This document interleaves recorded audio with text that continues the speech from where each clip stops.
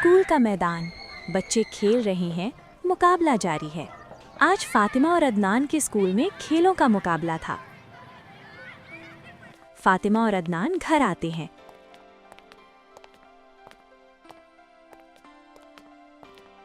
फातिमा घर आकर अम्मी जान को इसके बारे में बताने लग गई। फातिमा बात शुरू करती है।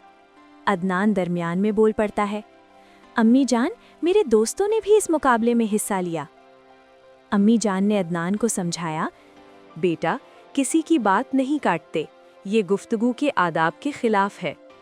अदनान हैरानी से पूछता है, अम्मी जान, गुफ्तगू के आदाब क्या होते हैं? बातचीत करते हुए हम कुछ बातों का ख्याल रखते हैं।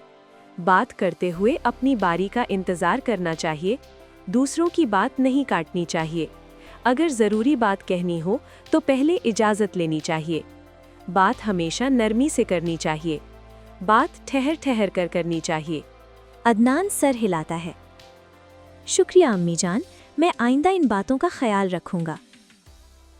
दो लोग एक ही वक्त में बात करना चाहें तो क्या होगा? बात कैसे करनी चाहिए? अदनान ने क्या गलती की?